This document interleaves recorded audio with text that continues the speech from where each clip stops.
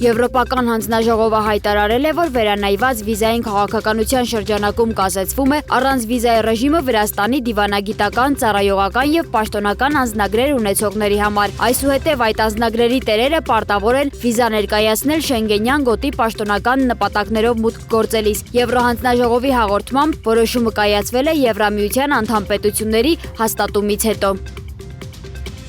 Ռուսաստանն ու Ուկրաինան փոխանակել են ռազմագերիներին յուրաքանչյուր կողմը վերադարձնելով 300 ռազմագերի։ Լուրը հաստատել են երկու կողմերն էլ, սա ռազմագերիների փոխանակման երկրորդ փուլն է, որը համաձայնեցվել էր անցյալ ամսվա Ժնևում կայացած եռակողմ բանակցությունների ընթացքում Միացյալ Նահանգների մասնակցությամբ։ Ուկրաինայի նախագահ Վոլոդիմիր Զելենսկին սոցիալական ցանցերում գրել է, որ Ուկրաինայի պաշտպաններից ևս 300-ը վերադարձել են ռուսական գերությունից, նշելով, որ նրանց թվում երկու քաղաքացիական անձ կա։ Նա նաև լուսանկարներ է հրապարակել, որոնցում երևում է, թե ինչպես են զինվորներն ավտոբուսներից դուրս գալիս եւ ծածանում Ուկրաինայի դրոշը։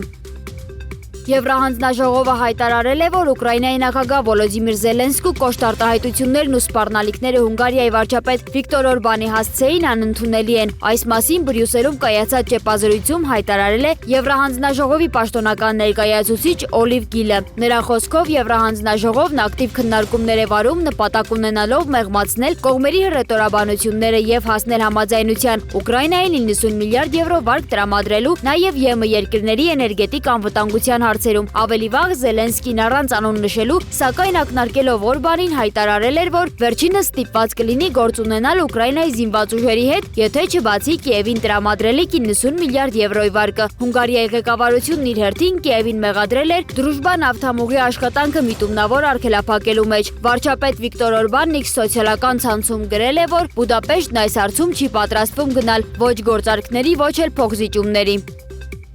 Լիբանանում Իսրայելի կողմից իրականացված հարվածների հետևանքով զոհերի թիվը հասել է 217-ի, իսկ 798 մարդ վիրավորվել է։ Այս մասին հայտնում է Լիբանանի առողջապահության նախարարությունը։ Իսրայելական ուժերը մի շարք հարվածներ են հասցրել նաև Լիբանանի մայրաքաղաք Բեյրութին։ Արաբական լրատվամիջոցների փոխանցմամբ Իսրայելը հարվածներ է հասցրել նաև Լիբանանում տեղակայված ՄԱԿ խաղաղապահ առաքելությանը։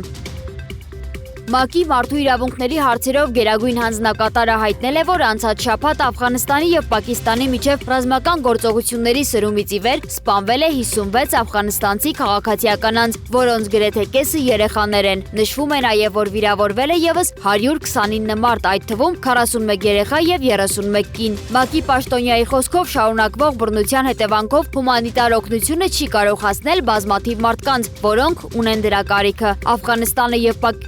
Աֆղանստանի եւ Պակիստանի միջև բախումները սկսվել են փետրվարի 26-ից, երբ Աֆղանստանը սահմանային հարձակում է սկսել ի պատասխան Պակիստանի կողմից իրականացված օդային հարվածների։